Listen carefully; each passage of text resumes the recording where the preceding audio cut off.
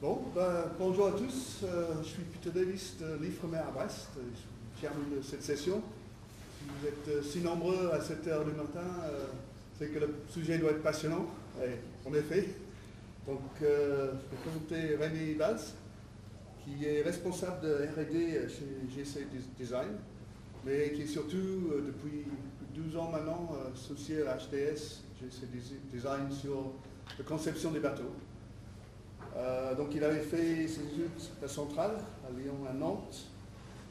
Après, il a fait une thèse CIFRE pendant l'été chez HDS sur les instabilités, sur les surfaces portantes. Et puis là, donc, il travaille sur, entre autres sur les appendices et il va un peu orienter sa présentation là-dessus. Ça a l'air bon.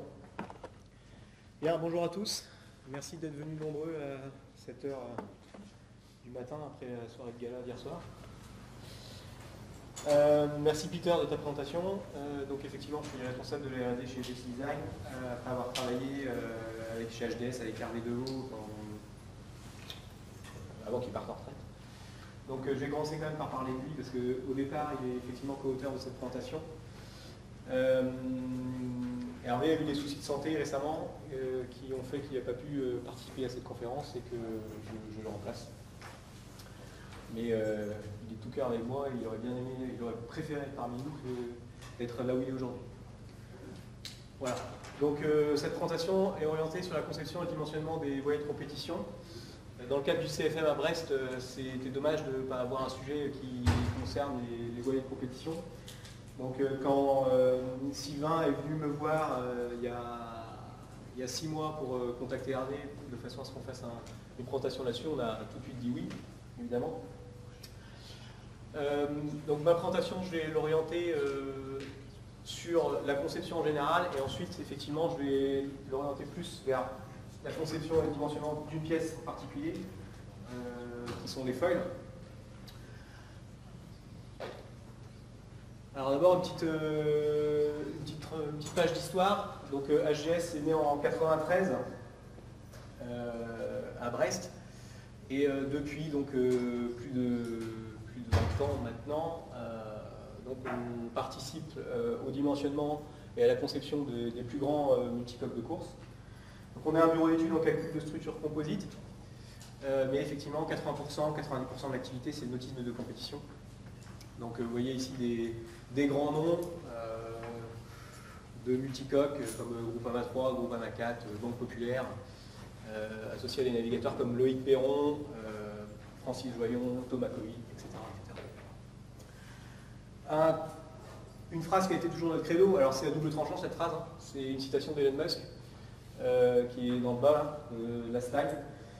L'idée ici c'est pour rester à la pointe de la technologie et à la pointe de la compétition dans ce domaine-là, c'est toujours aller chercher la limite. Effectivement, on ne cherche pas à casser tout le temps, en tout cas pas en condition de navigation, mais l'idée elle est derrière cette phrase-là quand même, d'aller chercher toujours la limite et de se démener pour chercher la limite. Alors le bureau d'études, c'est un bureau qui aujourd'hui est composé de 17 personnes, essentiellement des ingénieurs, des projeteurs, deux docteurs, enfin 2 thèses qui ont lieu dans le cadre du bureau, une thèse en cours actuellement sur les matériaux, la fatigue des matériaux. Beaucoup de recherche et développement, donc la recherche sur les matériaux, sur les chargements, sur des tas de choses qui concernent la structure composite, et pas mal de développement d'outils internes, j'en parlerai après. Alors, notre expertise, c'est tout ce qui concerne le design des multicoques, donc design au sens conception, calcul. La mise en plan derrière. On est des ingénieurs donc, qui font des calculs sur des structures haute performance en composite. Donc beaucoup de R&D, j'en ai parlé. Beaucoup aussi de support à la fabrication. Et des tests, soit des tests normalisés, soit sur des tests sur des structures réelles.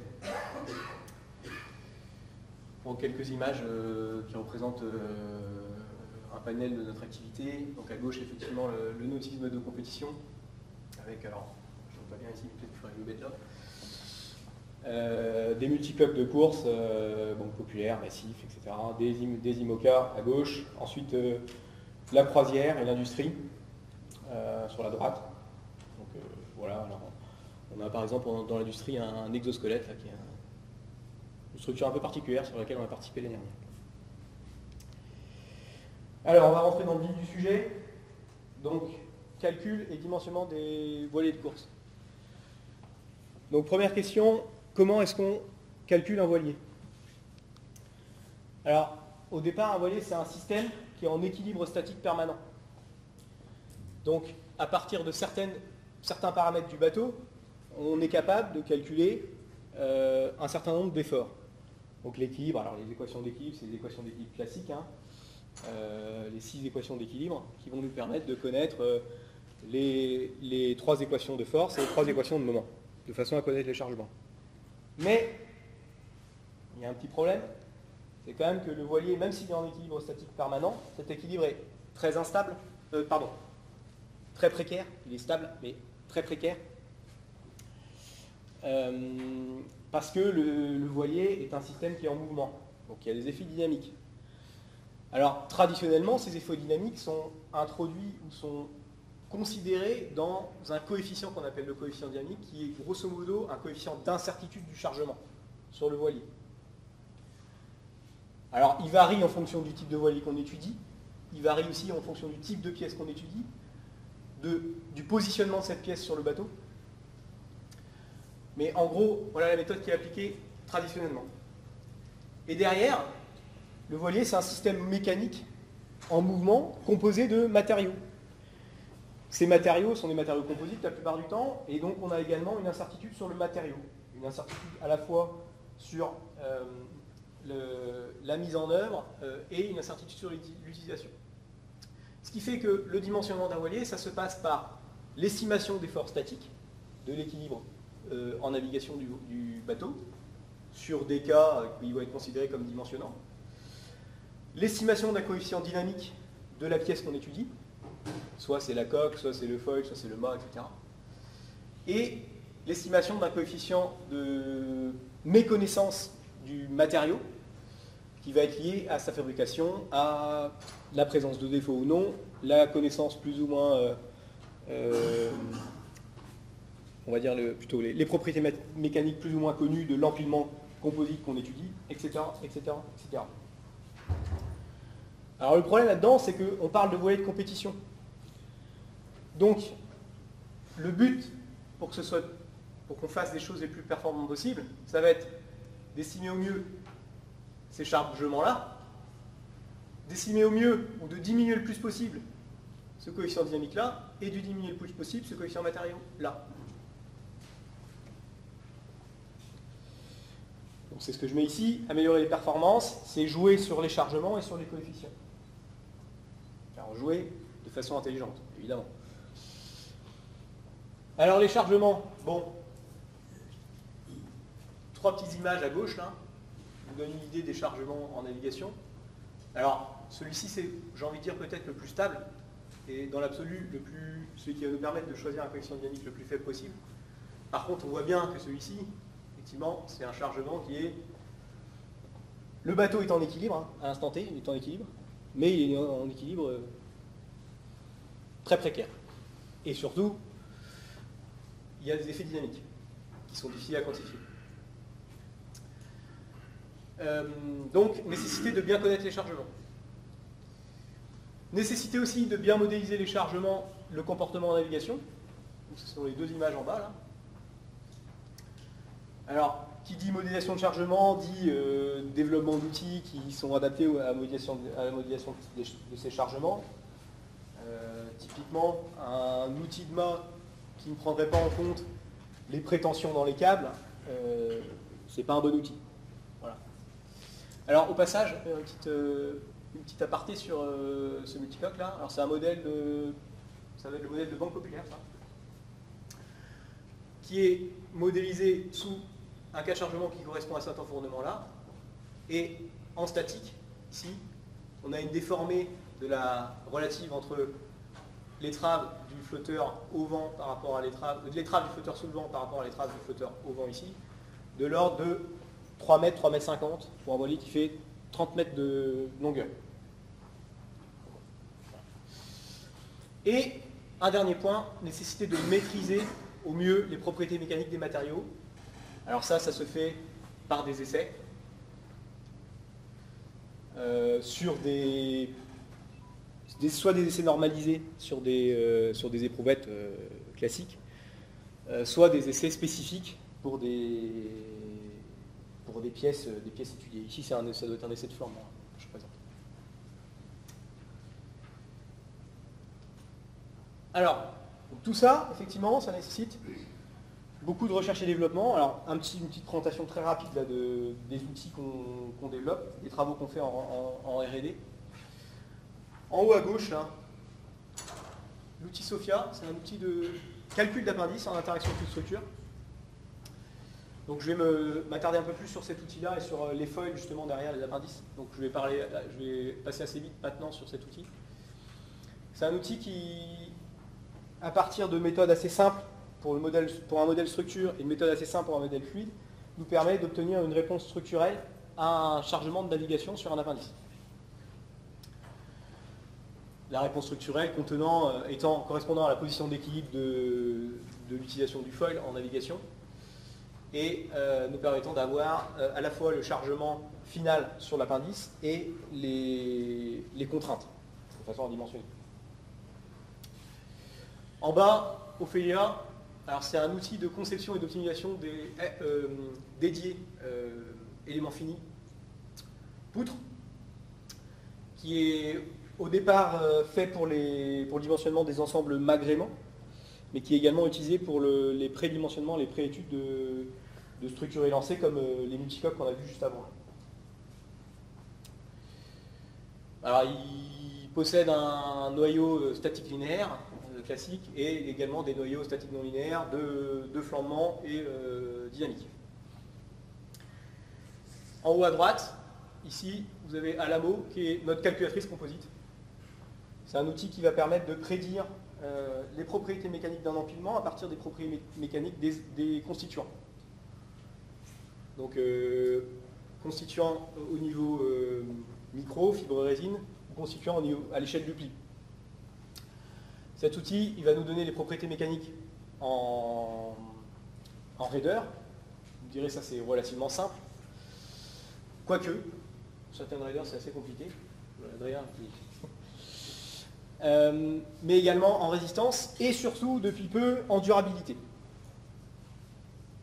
C'est l'objet, en tout cas, des travaux de recherche qu'on mène actuellement sur les matériaux, d'être capable de définir la durabilité d'un empilement composite grâce à cet outil.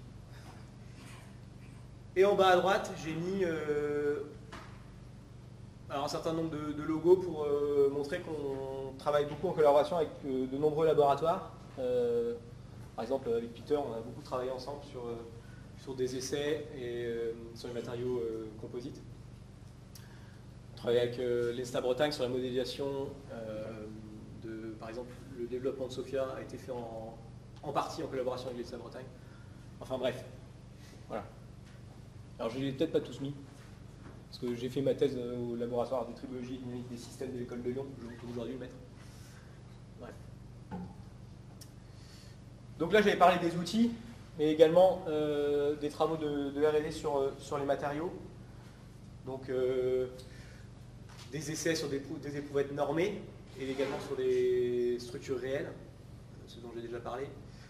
De l'analyse de défauts. Alors on n'a pas les capacités à le faire en interne, mais on le fait en partenariat avec les laboratoires, l'UBS, l'IFREMER, etc. Donc l'outil de prédiction de fatigue dont j'ai parlé juste avant. Une thèse en cours sur justement l'influence des défauts sur la durabilité des pièces composites, etc., etc., etc. Alors, comme je disais, le sujet est vaste, hein, conception et dimensionnement des voiliers de course. Donc j'ai choisi, avec cette petite introduction où je vais expliquer la méthode de dimensionnement, on va dire, classique d'un voilier, j'ai choisi de développer autour de cette méthode-là et de ce qu'on doit connaître, la modélisation, les chargements et les propriétés matériaux, sur les foils. D'accord?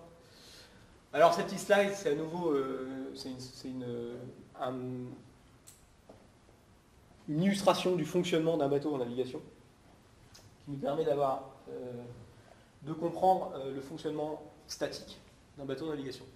Le bateau, c'est donc un système mécanique qui est en équilibre permanent en navigation entre les efforts générés par et dans l'air, donc par la voile et les coques, et les efforts générés dans et par l'eau. Donc il y a un équilibre entre la masse et la poussée d'Archimède, ou la portance des appendices quand le bateau est volant, ce qui est de plus en plus le cas actuellement, et un équilibre entre les efforts aérodynamiques sur la voile, donc la poussée vélique, et ce qu'on appelle la force antidérive. Voilà. Cet équilibre se répartit dans l'eau sur les différents appendices qui sont dans l'eau.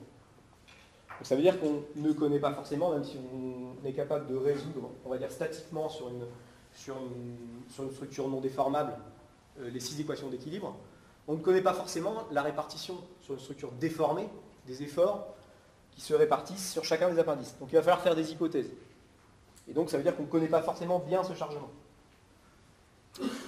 Si on regarde à droite ici, c'est un petit zoom sur le foil qui va nous intéresser par la suite. Le foil est donc amené à générer des efforts qui vont équilibrer le bateau, un effort vertical et un effort horizontal. Alors ici, c'est un foil infiniment rigide. Dans la réalité, il faut considérer que le foil n'est pas infiniment rigide. Évidemment, il se déforme. Alors, l'ancienne méthode de conception des appendices, on ne considérait pas cette déformation. On calculait de manière simple les chargements.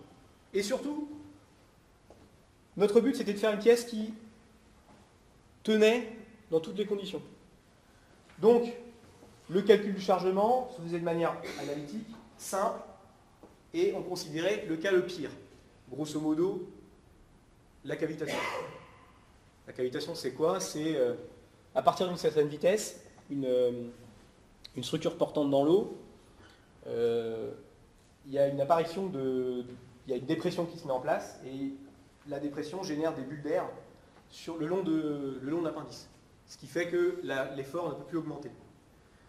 Donc ça, l'ancienne méthode de design considérait qu'on prenait en compte ce chargement-là pour dimensionner le foil. On prenait ce chargement-là, on l'appliquait sur la structure, sur le modèle de structure, en l'occurrence un modèle poutre ici. On obtenait des contraintes par une méthode statique linéaire, et ça nous permettait de dimensionner la structure. Alors évidemment, il y avait un bouclage sur la forme de la structure, sur la conception, etc., etc. Mais il n'y avait pas de bouclage sur le chargement, et il y avait surtout une connaissance assez faible, on va dire, du chargement. La nouvelle méthode de conception, c'est l'introduction de l'interaction fluide-structure, et non plus le dimensionnement, même si forcément on le vérifie toujours, non plus le dimensionnement sur un cas extrême qui arrive très peu souvent, mais plutôt le dimensionnement sur des cas réels de navigation. Et la prise en compte de la déformation de la structure dans le chargement et inversement. Donc ce qu'on appelle la FSI, l'interaction fluide-structure. Donc on part du bateau, d'accord, en navigation. On isole l'appendice, tout en sachant que le bateau, il a tel poids, il génère tel effort antidérive. Alors, l'effort antidérive est calculé en amont, en calculant ce qu'il y a dans l'air, hein, donc la voile, l'aile, etc. On règle cet appendice,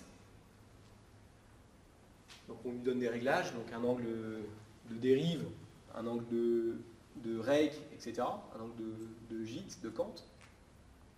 À partir de ce réglage-là, on obtient un chargement hydrodynamique. On a une géométrie courante. Alors, il y a le E qui est descendu en bas, désolé. Et on itère entre la géométrie et le chargement hydrodynamique jusqu'à ce qu'il y ait un équilibre qui apparaisse. Un équilibre entre le chargement généré par une géométrie dans l'eau et la déformée de l'appendice sous l'effet de ce chargement. Une fois qu'on a ça, on a le chargement final et on peut dimensionner le foil avec, pour le coup, une marge de sécurité, mais qui est, le chargement étant mieux maîtrisé, qui peut être peut-être plus faible. Alors si je regarde un peu dans le détail, à chaque... alors je ne sais pas ce qui s'est passé, je ne sais pas si c'est la police qui n'est pas bonne sur l'ordi, mais... Si je regarde un peu dans le détail chaque brique de cet outil, donc il y a un modèle fluide, qui doit être relativement simple, puisque, je ne sais pas si je l'ai déjà dit, mais les structures qu'on dimensionne, on a des échelles de temps qui sont relativement courtes. En gros, un multicoque complet, entre le premier dessin d'architecte et la mise à l'eau du bateau, s'écoule environ 1 an et demi, 2 ans. Ça veut dire que pour chacune des pièces, on a un temps d'étude qui est extrêmement court, d'étude et d'optimisation qui est extrêmement court. Ça veut dire que les outils qu'on utilise, les méthodes qu'on utilise, doivent permettre des calculs et des prises de décision extrêmement rapides. Ce qui fait qu'on est obligé d'utiliser des méthodes simples, et en l'occurrence des outils qui ont des temps de calcul relativement rapides.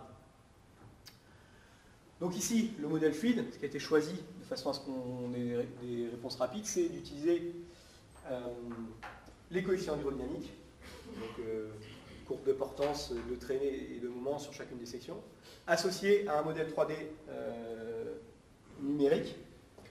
Donc la première méthode qui avait été développée, c'est une ligne portante 3D qui a été développée en collaboration avec l'ENSTA Bretagne, qui ensuite a été complétée par la méthode Vortex-Lattice, qui est une extension en fait, de la ligne portante 3D. Voilà. Donc tout ceci, ça nous permet d'avoir un chargement hydrodynamique. Donc en gros, un coefficient de portance, un coefficient de traînée, un coefficient de moment sur chacune des sections de notre appendice, qui lui, à côté de ça, est modélisé par un modèle poutre, qui doit être bon à la fois en résistance, mais aussi en raideur.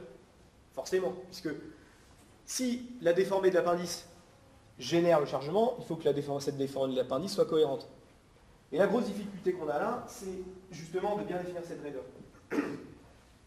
Donc là, il y a eu un gros travail qui a été fait de développement d'un modèle semi-analytique de calcul des propriétés de section d'appendice. Alors, on va dire que la gauche, calcul de section, calcul de masse linéique et calcul de propriété de flexion, c'est relativement simple. Quoique, section réduite au cisaillement, c'est relativement compliqué quand même pour un appendice multimatériaux comme ça. Par contre, la grosse difficulté, contrairement à une poutre composée d'un matériau isotrope pour laquelle on arrive facilement à calculer une fonction de gauchissement, la grosse difficulté, c'est ici de calculer des propriétés mécaniques de torsion. Or, la torsion a un impact direct sur le chargement. Donc là, il y a eu un gros boulot qui a été fait, avec une validation derrière par de la FEA 3D volumique. Évidemment, ce modèle qui est semi-analytique a une validité liée aux sections qu'on utilise, et effectivement, si on change le type de section, si on change fortement le type de section, qu'on va avoir des carrés ou je sais quelle autre forme, il a ses limites. Mais pour ce qui nous intéresse, les différents types de sections, alors, petit aparté, une section, c'est composé, c'est comme ça se représente comme ça, une forme portante, un carénage, composé essentiellement de plis à plus ou moins 45 degrés, et une mèche avec des unidirectionnelles ici, et des unidirectionnelles ici, et une zone de cisaillement ici. Donc chaque matériau, alors avec de la mousse en plus qui donne la forme de la section, chaque matériau ici va apporter sa contribution aux propriétés mécaniques de la section.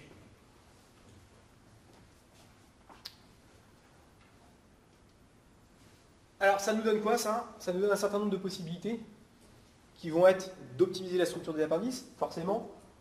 On maîtrise mieux le chargement en utilisation. Alors évidemment, ce chargement dépend des conditions de navigation du bateau, mais aujourd'hui, les bateaux sont designés de toute façon pour un certain type de course. Les bateaux de l'America's Cup sont faits pour naviguer entre 3 bouées dans maximum 50 cm de vague et jusqu'à 25 nœuds de vent. Donc on maîtrise assez bien le chargement. À des vitesses qui sont relativement constantes, de l'ordre de 40 nœuds. Les multicoques de course qui font le tour du monde, c'est un peu plus large, mais ils vont tellement vite aujourd'hui qu'ils sont capables de choisir les conditions de navigation également. Donc en fait, finalement, on n'a que 3 ou 4 cas de navigation qui vont nous servir à dimensionner les appendices. Ce qui va nous permettre d'optimiser. Mais également, ce qui est intéressant, et c'est l'image qu'il y a là, hop là, voilà, cette image-là, là, c'est qu'on peut trouver, et donc on peut aider l'équipe à régler son appendice.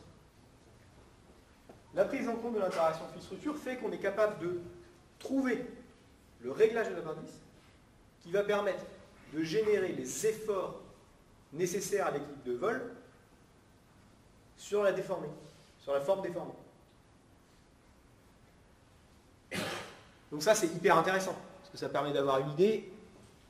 Je sais que à 40 nœuds, en vol, je veux voler à 1 mètre au-dessus de l'eau, quel est le réglage que je dois avoir pour que mon bateau soit à l'équilibre en vol? Qu'il ne soit pas en train de décoller ou au contraire de redescendre.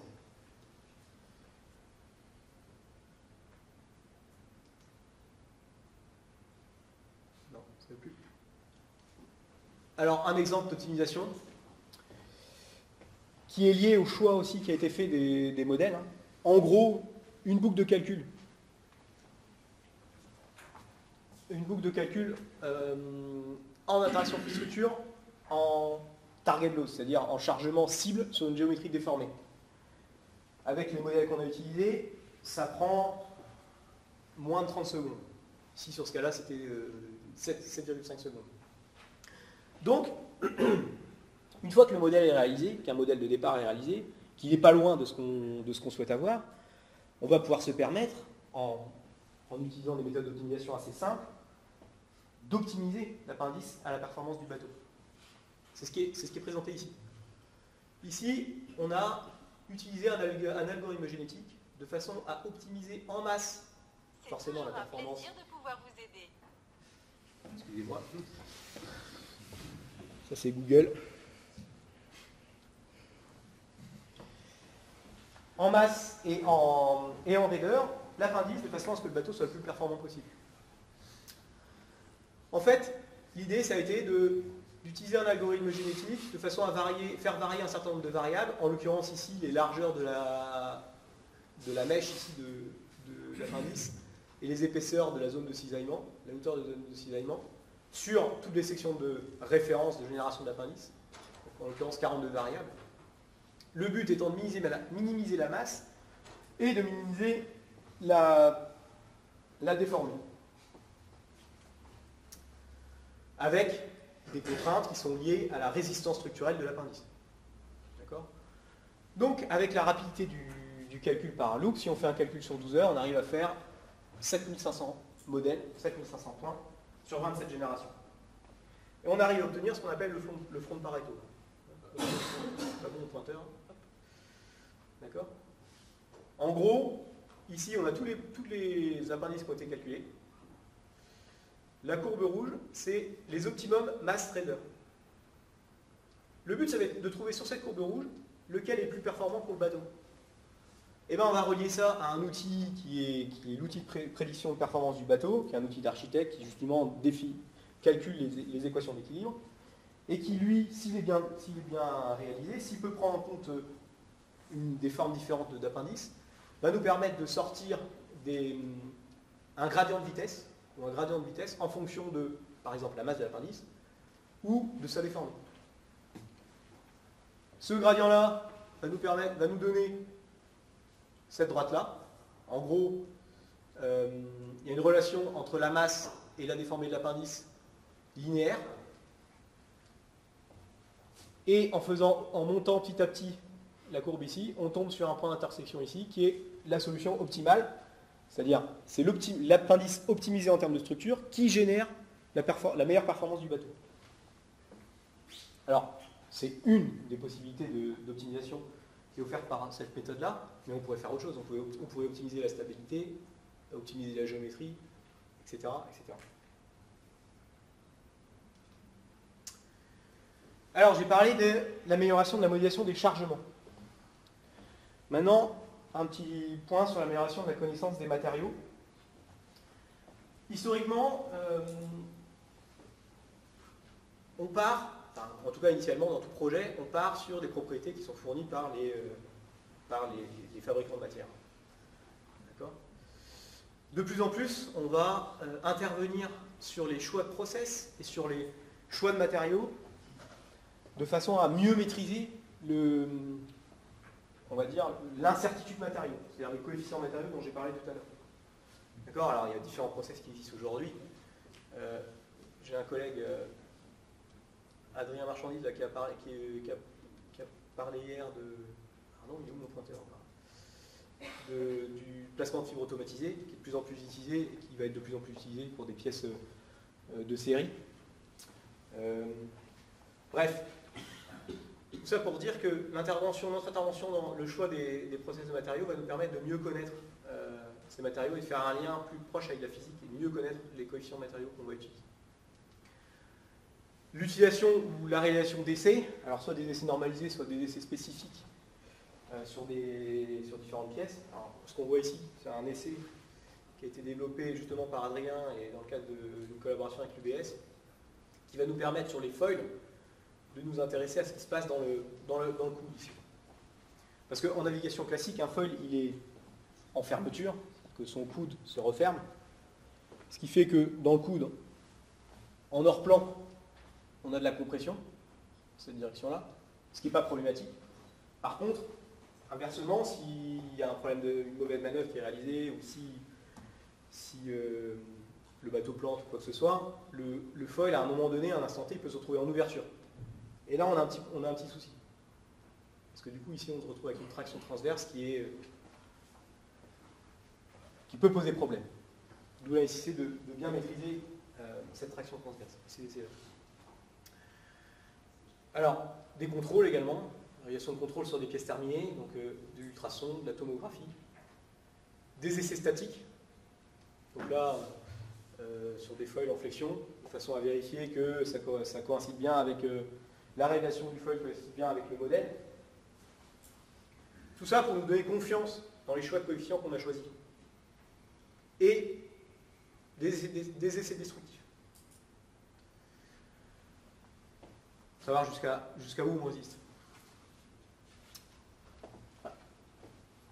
Alors ça, c'est une petite slide que j'ai piqué d'un collègue qui a fait une thèse sur les matériaux, sur la durabilité des matériaux, pour montrer qu'il faut aussi maîtriser justement la résistance. La résistance à un instant T, quand le matériau est neuf, c'est bien, et c'est bien aussi de savoir combien de temps va durer notre pièce. Donc ça, c'est l'état où on en est aujourd'hui sur la durabilité des matériaux. On est capable, on a un outil qu'on a développé en interne qui nous permet, à partir d'une loi de dommage et d'une modélisation du calcul de la rupture en compression du dé, de prédire la résistance résiduelle. Alors, il nous reste à travailler sur la boucle du bas, et c'est l'objet de la suite de la présentation. Le bas, c'est quoi en fait? Quels sont les chargements cycliques qu'on va mettre sur cette pièce là, qui travaille en fatigue? Et bien ça, on va le faire en mesurant ce qui se passe en navigation. Donc ça, on est au balbutiement. Enfin, en fait, ça fait une dizaine d'années à peu près que les équipes font des mesures, mais ils ne savaient pas quoi en faire. Sauf certains points particuliers, des mesures de charge dans les câbles, par exemple. Ça, c'est utilisé depuis longtemps déjà. Et par contre, un certain nombre de mesures, par exemple les micro-déformations dans les feuilles, dans les différentes pièces du composite, on ne savait pas trop quoi en faire. Aujourd'hui, on commence à savoir quoi en faire. Et nous, on commence à l'utiliser pour justement relier nos modèles à ce qui se passe en navigation. L'idée, c'est quoi? C'est à partir de données de navigation, donc de vitesse et de micro-déformation dans le feuille, de régénérer le chargement qui a permis d'atteindre ces micro-déformations-là. Slide suivante. Bon, je veux pas, ça y est. Voilà, donc avec l'outil d'interaction structure que j'ai présenté avant, des données générales de navigation du bateau, vitesse, angle de vent, éventuellement altitude de vol, parce que c'est un truc qui est facile à mesurer, et micro-déformation à différents points de l'appendice. On va être capable, en bouclant sur le modèle FSI, du foil réel réalisé, qu'on a validé via des essais statiques, on va être capable de boucler sur ce modèle pour via une méthode des moindres carrés, calculer les efforts internes qui fit avec les points de mesure. C'est la courbe de droite là. D'accord? Et donc connaître les efforts générés par l'appendice. Et donc savoir, cet appendice-là, il y a 3 autres appendices, il y a 4 autres appendices, j'en sais rien, une dérive de safran. Et il prend 90% de la masse du bateau en vertical et 50% de l'effort antidérive. D'accord? Ou il prend la totalité, voire, pourquoi pas, il prend plus. Parce que les navigants, ils sont malins. Pour que le bateau soit performant, il faut qu'il soit le plus droit possible, le plus plat possible. Donc le safran au vent, ils vont aller tirer dessus vers le bas pour que le bateau reste droit. Donc ça veut dire que le foil sous le vent, lui, peut-être qu'il prend plus que le poids du bateau. Donc tout l'objet de cette mesure-là, c'est justement de vérifier tout ça. Alors, les simulateurs de vol, les simulateurs qui sont en développement, qu'on commence à voir apparaître, permettent d'avoir une idée de ça, mais ils ont certaines limites encore, qui font que justement, il y en a très peu, ça commence, mais il y en a très peu qui prennent en compte la déformation des différentes pièces. Et c'est compliqué.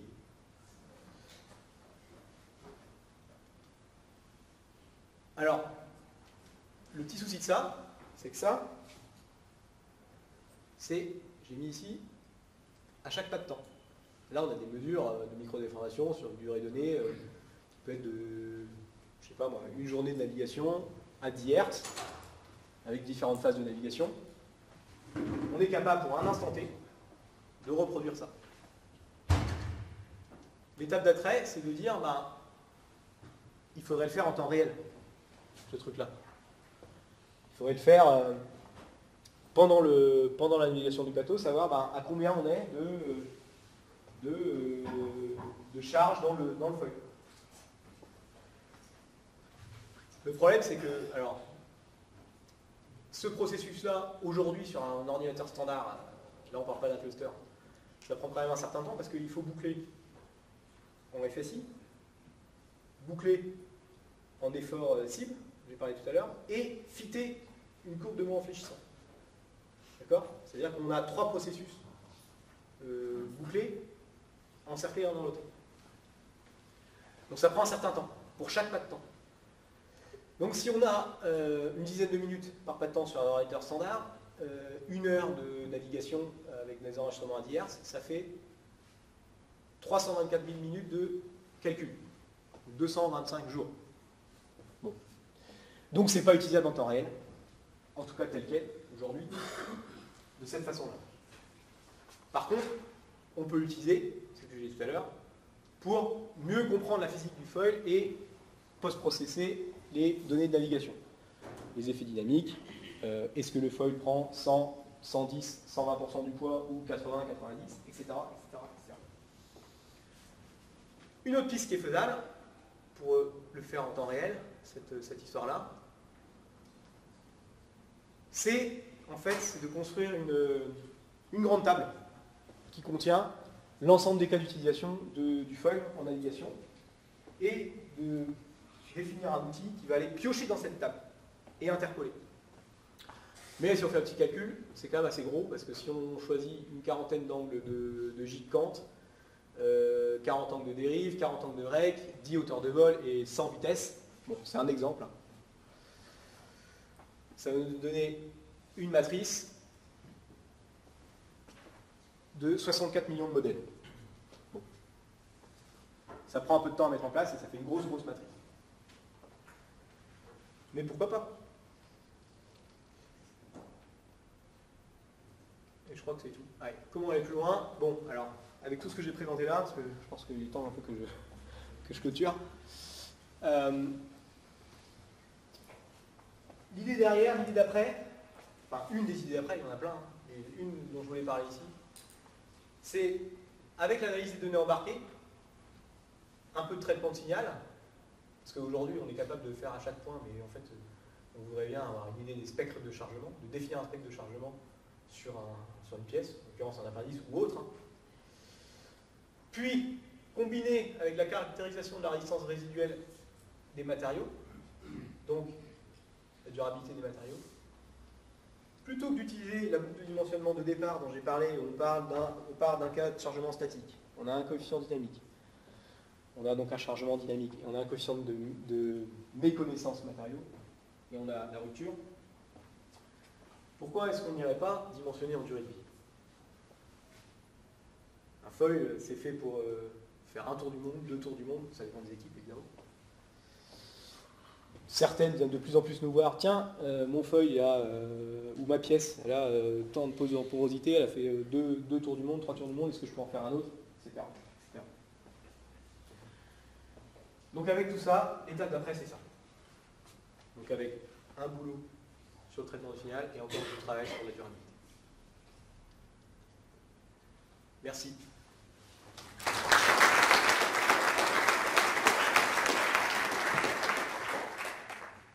Bon, merci beaucoup, Fanny, pour rendre clair un sujet très compliqué. Ouais. Donc on a un peu de temps pour les questions.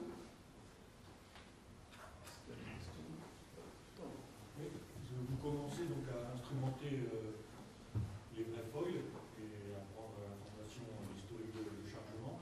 Est-ce que vous avez commencé à corréler ce que vous aviez enregistré, les premiers chargements qui ont été mesurés, avec le dimensionnement classique que vous faisiez? Est-ce que ça corrèle ou vous êtes complètement à côté de la plaque? Alors, avec le dimensionnement originel ou en dimensionnant en cavitation, forcément ça ne corrèle pas. Et par contre, avec les dimensionnements en interaction fluide-structure, la difficulté, c'est effectivement ce que je disais, c'est de bien connaître la répartition d'efforts sur les différents appendices. Aujourd'hui, on considère la plupart du temps que le foil doit être capable de prendre 100% de la masse du poids, de la masse du bateau. Si on prend 90% et qu'effectivement on mesure 90%, ça corrèle. Voilà, je ne sais pas si c'est une réponse, mais...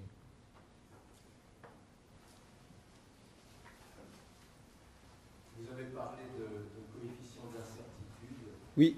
qui varie selon les pièces. Est-ce que vous pouvez nous donner une fourchette des valeurs que vous utilisez? Alors c'est délicat.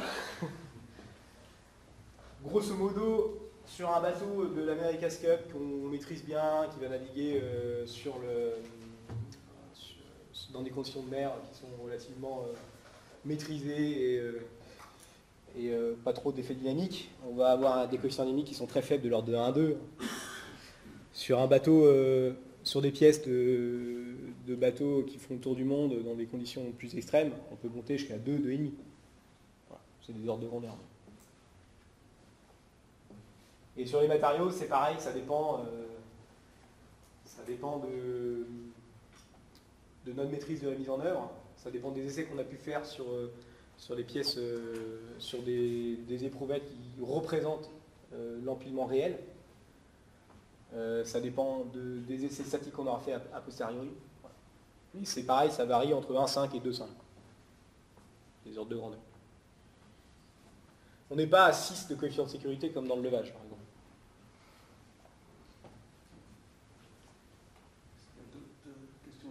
Ouais, merci Rémi.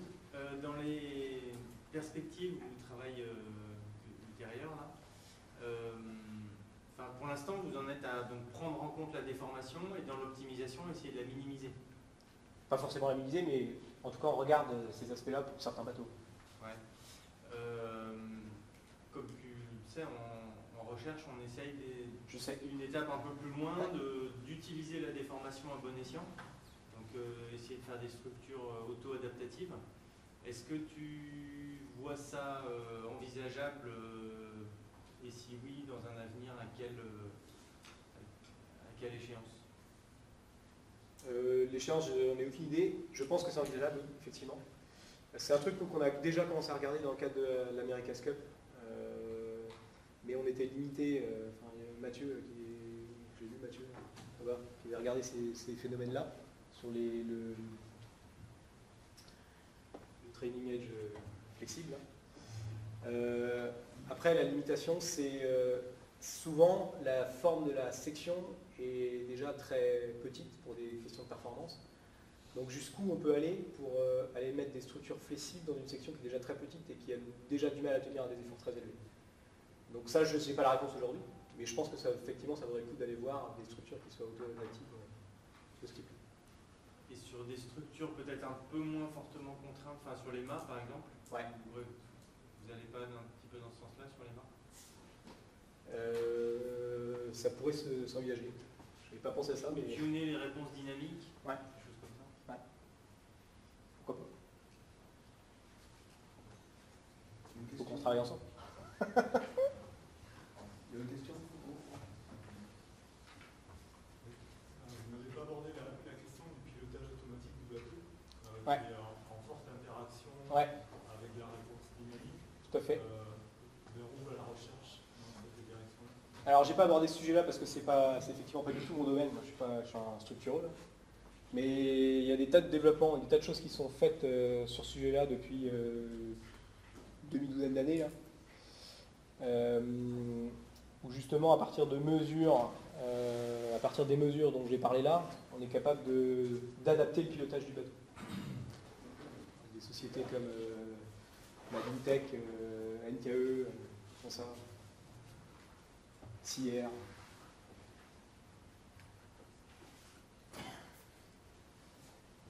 J'ai vu que là, tu n'as pas parlé non plus des problèmes de risque de vibration sous les coulons. Parce que quand je prends le modèle P6, c'est un modèle statique, quoi, pas Ouais. statique et coulons stationnaire. Ouais. Est-ce que ça, c'est une problématique réelle? Alors, j'ai pas parlé de ça. Alors, mon sujet de stats, c'était ça, hein, l'instabilité justement dynamique. En l'occurrence, le flottement des quilles. Sur les quilles, la dynamique de la pièce est gouvernée par la présence de la masse et de l'inertie en extrémité. Sur des foils, en fait, les fréquences propres sont extrêmement élevées par rapport aux sollicitations de la mer. Donc en général, on n'a pas de soucis. Enfin, en tout cas, on n'a jamais vu de soucis liés à ces phénomènes-là. Et je me demandais, j'imagine qu'il y a des cas de rupture réelle en navigation des foils et Oui. sont attribués à quoi? Alors, souvent, c'est une mauvaise utilisation.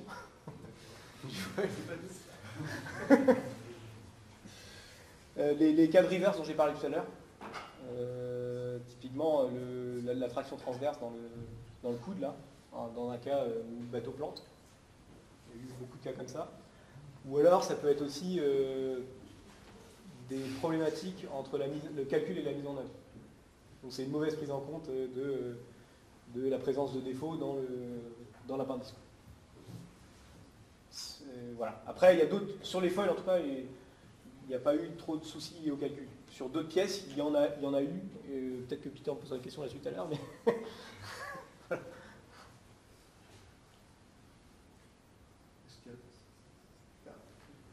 Quel type de composite utilisez-vous en fait pour Sur les foils, le dimensionnement de c'est du carbone époxy, fibre module intermédiaire essentiellement.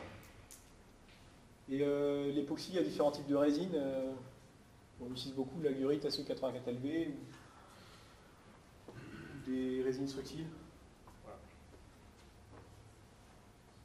Il y a du module intermédiaire parce que le module intermédiaire a l'intérêt qu'il résiste bien en compression. On obtient des résistances en compression dans l'UD de l'ordre de 1600-1700 MPa. Quand on a des problématiques de raideur, on rajoute de la fibre au module. Voilà. On a un temps pour une autre question? Sinon, je vais poser. Donc, la question que c'était surtout pour le choc et le Oui. slamming. Ouais. Qui a 10 ans lâché des mètres symboles Ouais. pour essayer d'évaluer les matériaux. Entre guillemets. Ça a avancé ou... Ouais. Effectivement, j'avais envisagé aussi d'orienter ma présentation sur les impacts, sur les vagues. On avait fait des travaux il y a une dizaine d'années avec l'Ifremer, avec Peter, là, justement sur les résistances des composites sandwich, mousse, sandwich, Nomex et Nidalu à l'Ifremer, qui nous a permis de définir les différentes âmes qu'on mettait aux différents endroits du bateau en fonction des sollicitations d'impact. Aujourd'hui, en fait, sur la dernière route du Rhum, vous avez vu quand même, il y a eu pas mal de casses. En fait, cette casse, elle est liée à l'augmentation de vitesse des bateaux et du coup, et un vol plus stable, on va dire, enfin plutôt une navigation plus stable. mais avec des crashs plus violents. Donc on a essayé effectivement de travailler là-dessus, suite à la rupture des bras, de certains bras là, dans la dernière route du Rhum. Et il s'avère qu'on a des pressions d'impact qui sont nettement plus élevées que ce qu'on voyait avant, avec les vitesses de navigation des bateaux aujourd'hui. On a mesuré des choses, alors c'est des calculs qui sont encore à prendre avec des pincettes parce qu'il y a des tas de phénomènes physiques qui ne sont pas encore pris en compte, mais on a mesuré des pressions d'impact qui sont multipliées par 5 par rapport à ce qu'on a imaginé avant. Voilà, donc là on avance et il y a encore des travaux à faire. On était déjà à quelques tonnes par mètre carré. Aujourd'hui, à l'époque on était à 20 tonnes par mètre carré à peu près, 20 tonnes par mètre carré, et aujourd'hui on mesure 5-6 fois plus. Quoi. Alors après, qu'est-ce qu'elle avait validé de ces calculs, c'est toujours la problématique parce que la prise en compte de l'interaction flux-structure là-dedans est compliquée, la prise en compte de la viscoélasticité du matériau est compliquée, les effets 3D, l'impact, le positionnement de la pièce par rapport à la vague est compliqué. Enfin bref, voilà. Ok. Merci beaucoup. On a un petit cadeau de comité de... Merci.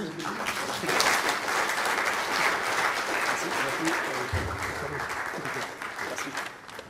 Ok, bon, merci. On termine la session. Et merci à Rémi pour avoir tenu le temps parfaitement.